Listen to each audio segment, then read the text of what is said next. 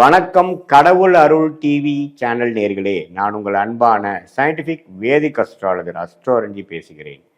நல்லது நினைப்போம், நல்லதே நடக்கும். இந்த வீடியோவில் நாம் என்ன பார்க்க போறோம்னா, கன்னி ராசிக்காரர்களுக்கு செப்டம்பர் 2026 மாதம் எத்தகைய ஒரு மாதமாக இருக்க போகுதுங்கிறது சயின்டிஃபிக் வேதிக் அஸ்ட்ராலஜி முறையில் எதையும் மிகைப்படுத்தாமல் உள்ளது உள்ளவாறு, இந்த பரிகாரங்கள் அது மாதிரி மூட நம்பிக்கையில் போகாமல் அறிவியல் சார்ந்த இந்திய வேத ஜோதிட அடிப்படையான இந்த ஒளி தத்துவ முறையில் வரக்கூடிய இந்த கர்ம பலன் உங்களுடைய ராசிக்கு, கன்னி ராசிக்கு 2026 செப்டம்பர் எப்படி இருக்க போகுது, ஒரு டிகிரியிலே ஒரு கிரகம் இருக்கும் பொழுது எது மாதிரி ஒரு தாக்கத்தை கொடுக்க போறாருங்கிறதை மிகைப்படுத்தாமல் துல்லியமாக இந்த வீடியோவில் பார்க்க போகிறோம். பாருங்கள், 2026 கன்னி ராசிக்காரர்களுக்கு இந்த மாதம் ஆரம்பிக்கும் பொழுதே பார்த்தீங்கன்னா சுக்கிரன் 2ஆம் இடத்துல இருக்கிறது அருமை. மாதத்தின் 2வது 3வது நாட்களே பார்த்தீங்கன்னா சுக்கிரன் 2ஆம் இடத்துக்கு போய் பணம், தனம், வாக்கு வந்து வலுப்படுத்துகிறார். ஸோ பணம் விஷயத்தில், வாக்கு விஷயத்தில் எல்லாமே கொஞ்சம் பாசிட்டிவாக வரக்கூடிய அமைப்புகள், வர வேண்டிய பணம் வருவது, ஒரு பதவி உயர்வு கிடைக்கிறது, பணம் கொஞ்சம் பற்றாக்குறை குறைவது, வர வேண்டிய பல வருடமாக இல்லை வர வேண்டிய பணம் இல்லாமல் கொஞ்சம் வருவது, நமக்கு ஒரு ப்ரொமோஷன் ஆகிறது, இது மாதிரி பணம் கேஷ் ஃப்ளோ இம்ப்ரூவ் ஆகிற மாதிரி விஷயங்கள் கொடுக்குறார். வியாபாரம், தொழிலில் இருக்கிறவங்களுக்கு, வேலையில் இருக்கிறவங்களுக்கு. அதே மாதிரி படிக்கக்கூடிய மாணவர்களுக்கு பார்த்தீங்கன்னா புதனே ராசிக்குள்ளே வருவது மிகவும் அருமை. ஸோ நல்ல உத்வேகமாக படிக்கக்கூடியது. அடுத்தது என்ன பண்ணலாங்கிறதுல ஒரு நல்ல விஷன் கிளாரிட்டி. இது மாதிரி காம்படிட்டிவ் எக்ஸாம்ஸ், அது மாதிரி எக்ஸாம்ஸ்லாம் கிளியர் பண்ணக்கூடிய அமைப்புகள், கவர்மெண்ட் எக்ஸாம்ஸ் பாஸ் பண்ணக்கூடிய அமைப்புகள், அது மாதிரிலாம் ஸ்டூடெண்ட்ஸ் அண்ட் அவங்களுக்குலாம் கொடுக்குது. அதே மாதிரி 7ஆம் இடத்துல சனி இருந்து 11ஆம் இடத்துல குரு இருந்து நல்ல ஒரு அமைப்பை கொடுத்து என்ன வரவேண்டிய லாபங்கள், இதுவரை நம்ம 2-3 வருஷமாக சில செய்த ஒரு இன்வெஸ்ட்மெண்ட், அது வீடாக இருக்கட்டும், ஒரு தொழிலாக இருக்கட்டும், ஒரு நமக்கு வேணுங்கிற சில வேலை நிமித்தமாக இருக்கட்டும், அந்த ப்ராஜெக்ட்லாம் ஓரளவுக்கு சக்ஸஸ்ஃபுல்லாக அதோட பாசிட்டிவ் ரிசல்ட்ஸ் கிடைக்கக்கூடிய அமைப்பு, அதை அனுபவிக்கக்கூடிய அமைப்புகள்லாம் கொஞ்சம் ஸ்லோவாக ஸ்டார்ட் ஆகக்கூடிய அமைப்புகள். சூரியன் 12லேருந்து ஒரு மாதத்தின் செகண்ட் ஹாஃப்ல ராசிக்குள்ளேயே வரார். அதே மாதிரி பார்த்திங்கன்னா செவ்வாய்ங்கிற கிரகம் 10ஆம் இடத்துலேருந்து தொழில் வேலையில் அதிக உத்வேகமாக செயல்படக்கூடிய அமைப்பு. வேலை தொழிலில் லீடர்ஷிப்பாக சில விஷயங்கள் எடுத்து காரியத்தை செய்யக்கூடிய அமைப்புகள். பல நாட்கள்லாம் நம்ம வெயிட் பண்ணிட்டு இருந்த விஷயத்துக்கு அருமையான ஒரு ஆப்பர்ச்சுனிட்டி கிடச்சி அது மூலமாக சில விஷயங்களை சாதிக்கக்கூடிய அமைப்புகள் எல்லாமே கொடுக்கக்கூடிய ஒரு தருணமாக கண்டிப்பாக அந்த புதன், செவ்வாய், சூரியன், சுக்கிரன் இது மாதிரி அமைப்புகளும் நம்ம நன்றாக இருக்குது. ராகு 6லேருந்து கேது 12 இருக்கிறது அருமை. ஸோ கடன் எல்லாமே ஓரளவு கண்ட்ரோலில் இருக்கக்கூடிய அமைப்புகளாக இருக்குது. ஸோ கிரக நிலைமைகள் எல்லாமே கன்னிராசிக்காரர்களுக்கு இதுவரை கடந்த 6 மாதமாக செய்த ஒரு கஷ்டத்துக்கும், ஒரு சஃபரிங்க்கும், ஒரு இன்வெஸ்ட்மெண்ட்டுக்கும், ஒரு மெனக்கெடுதலுக்கும் படிப்படியாக சில பலன்கள் நமக்கு கையில் கிடைக்குது அப்படிங்கிற மாதிரி ஒரு தருணங்கள் ஸ்டார்ட் ஆகக்கூடிய ஒரு தருணமாக இருக்குது. அதுவே மாதிரி சீனியர் சிட்டிசன்ஸ்க்கு பார்த்தீங்கன்னா இதுக்கு முன்னாடி ஏதோ சில பிரச்சனைகள், சில உடல் உபாதைகள், சில கருத்து வேறுபாடுகள், சங்கடங்கள்லாம் இருக்கிறதெல்லாம் கொஞ்சம் கொஞ்சம் தணிஞ்சு பரவாயில்ல, லெட் கோ ஆஃப் திங்ஸ், இனிமேல் வரக்கூடிய அமைப்பை பார்ப்போன்னு சில பாசிட்டிவான விஷயங்கள் நடந்து பழையனோடைய மறக்கிற மாதிரி போக்குமான ஒரு அமைப்புகள்லாம் நல்லாவே ஜாதகத்தில் நல்லா வரக்கூடிய அமைப்புகள் கண்டிப்பாக இருக்குது.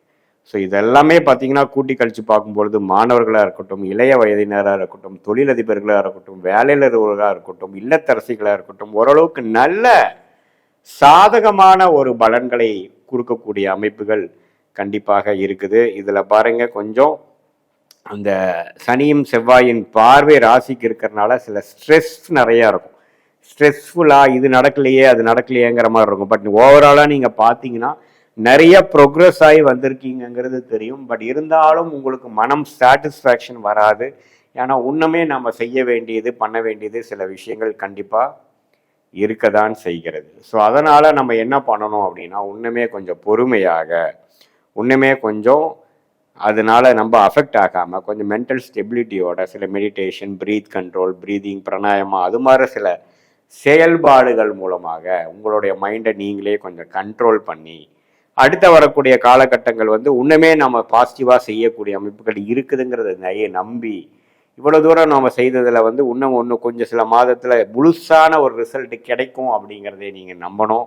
ஏன்னா இப்போ சனி செவ்வாய் பார்வை உங்கள் ராசி மேலே விழுகிறனால எண்ணத்தை செஞ்சு எண்ணத்தை பண்ணிங்கிற மாதிரி தான் இருக்கும். பட் இருந்தாலும் கூட்டி கழிச்சு பார்த்தீங்கன்னா நிறைய ப்ரோக்ரஸ் ஆகிருக்கீங்க, நிறையா வந்திருக்கீங்க, நிறையா டெவலப் பண்ணியிருக்கீங்கிறது தான் முக்கியம். இருந்தாலும் இன்னும் சில பல விஷயங்கள் முடியக்கூடிய அமைப்புகள் இல்லாமல் இன்னுமே கொஞ்சம் கிணத்துல போட்ட கண்டு மாதிரி இருக்கிறனால உங்களுக்கு அது மாதிரி அமைப்புகள் இருக்கும். பட் இருந்தாலும் வரக்கூடிய ராகுகேது பயிற்சி அற்புதமான ராகுகேது பயிற்சியாக கன்னிராசிக்கு வரனால அதுக்கு வேணுங்கிறான சில ஃபவுண்டேஷனான சில காரியங்கள் எல்லாம் இந்த மாதத்துல நடந்து அடுத்தடுத்து வரக்கூடிய மாதங்கள்ல உண்மையே நீங்க வந்து பலன் அனுபவிக்கக்கூடிய, மனசு சந்தோஷப்படக்கூடிய, உற்சாகம் பெறக்கூடிய அமைப்புகள் கண்டிப்பாக இருக்குதுங்கிறது, அதெல்லாம் அந்த தருணங்கள்லாம் காத்திருக்குது அப்படிங்கிறத நீங்க தெரிந்து கொள்ள வேண்டும். இது ஒரு பொதுவான ஒரு பலனை தவிர உங்களுடைய ஜென்ம ஜாதகத்துல எது மாதிரி ஒரு தசாபுக்திகள் போய் கொண்டிருக்கிறது, உங்களுடைய ராசி, உங்களுடைய என்ன ராசி நட்சத்திரத்தில் பிறந்தீங்க, நீங்கள் வந்து அஸ்த நட்சத்திரமா, உத்திர நட்சத்திரமா, சித்திரை நட்சத்திரமாகலாம் பார்த்து என்னதான் குரு 11ஆம் இடத்துல இருக்கிறது, அந்த என்ன மாதிரி பூர்த்தி கொடுக்கும், குழந்தை விஷயத்தில் பூர்த்தி கொடுக்குமா, இடம் வீடில் போய் புகுந்து புது வீடில் போய் புகிறனால கொடுக்குமா, ஒரு வண்டி வாகனம் வாங்குறதுனால இருக்குமா, லாபம் சம்பாதிக்கிற மாதிரி இருக்குமா, என்ன ஒரு விஷயம் உங்களுக்கு காட்டுதுங்கிற கோச்சாரத்துலங்கிறத துல்லியமாக ஜாதகத்தில் பார்த்து அதோட தசா புக்தி அந்தரம் சூக்ஷமம், தசநாதன் எப்படி போயிட்டு இருக்கிறார், புக்திநாதன் எப்படி போயிட்டு இருக்கிறார், அந்தரநாதன் எப்படி போயிட்டு இருக்கார், சூக்ஷமநாதன் எப்படி போயிட்டு இருக்கிறார், ஸ்தானபலம் திக்பலம் நான் எடுத்து சயின்டிபிக் வேதிக் அஸ்ட்ராலஜி முறையில் உங்களுடைய ஜாதகத்தை பார்த்து இப்போ நம்ம பேசின கோச்சார் அமைப்பையும் சேர்த்து வைத்து பார்க்கும் பொழுது அடுத்த வரக்கூடிய ஷார்ட் டேர்ம் எப்படி இருக்கு, அடுத்த வரக்கூடிய லாங் டேர்ம் எப்படி இருக்கு, எது மாதிரி விஷயங்கள் எப்படி நடக்க போகக்கூடிய அமைப்புகளாக இருக்கிறது, எந்த தருணத்தில் எது பண்ணலாம், நம்மளோட யோகமான துறை என்ன, அந்த துறை மூலமாக நமக்கு பெனிஃபிட்ஸ் எப்போ வரும், எந்த மாதிரி நேரத்தில் எது மாதிரி செய்யலாம், எப்படி மாற்றி செய்யலாம், நமக்கு பங்குதாரர் பார்ட்னர்ஷிப் ஒத்து வருமா வராதா, நம்மளுடைய மேற்படிப்பு இருக்கா இல்லையா, எப்போ படிக்கலாம், அடுத்த வரக்கூடிய காலகட்டங்கள் எப்படி இருக்குது, வெளிநாடா உள்நாடா வெளி மாநிலமா, அரசு உத்தியோகமா கார்பரேட்டா அல்லது வேலையா உத்தியோகமா தொழிலா அல்லது எக்ஸ்போர்ட் இம்போர்ட் தொழிலா அல்லது எது மாதிரி விஷயங்கள் நம்ம பண்ணலாம், திருமண விஷயங்கள் எப்படி இருக்குது, குழந்தை பேர் எப்படி இருக்குது, உடம்பு எப்போ நமக்கு சரியாகும், சீனியர் சிட்டிசன் நிறைய பேருக்கு பார்த்தீங்கன்னா சில உடல் உபாதைகள் வருகிறது, அவங்களுக்கெல்லாம் எப்போ சரியாகும், எது மாதிரி காலகட்டத்தில் வந்து அது மாதிரி தசாபுக்திகள் காட்டுகிறது, கடன் எப்போ அடைப்போம், எப்போ நம்ம லைஃப்பில் செட்டில் ஆகுங்கிற மாதிரி விஷயங்கள் எல்லாமே நம்மளுடைய தசா புக்தி அந்தர சூக்ஷமம் நம்ம லக்னத்துக்கு எது மாதிரி ஒரு அமைப்பு போய் கொண்டு இருக்கிறதுங்கிறதெல்லாம் தெளிவாக பார்க்கும் பொழுது நம்மளுடைய மென்டல் கிளாரிட்டி எப்படி இருக்குது, நம்மளுடைய பாஸ்ட் லைஃப் என்ன, ப்ரெசன்ட் என்னங்கிற சிங்க் பண்ணி நம்மளை நாமளே அறிந்து கொண்டு நம்மளுடைய பிராப்தங்கள் நம்மளுடைய விஷயங்களை நாமளே அறிந்து கொண்டேனால் எப்படி செய்யணும்,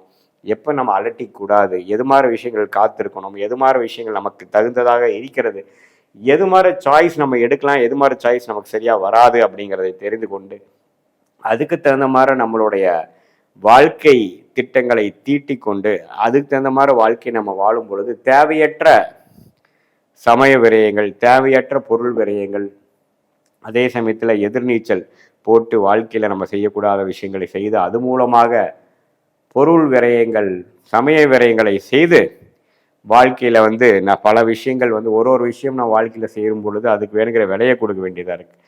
ஸோ சமய விரயம், பொருள் விரயம் இது எல்லாத்தையும் தவிர்த்து நம்மளுடைய கர்மாவை தெரிந்து நாமளே நம்ம சயின்டிஃபிக் வேதிக் அஸ்ட்ராலஜி முறையில் கரெக்டான பலன்களை தெரிந்து கிளாரிட்டியோட வாழ்க்கையில் வாழ்ந்து வெற்றி பெற முடியும். கடவுள் அருள் டிவியை பார்த்தமைக்கு நன்றிகள். மேலும் இது போன்ற தகவல்களை தெரிந்து கொள்ள கடவுள் அருள் டிவியை சப்ஸ்கிரைப் செய்யுங்கள். மறக்காமல் பெல் ஐக்கானை கிளிக் செய்யுங்கள்.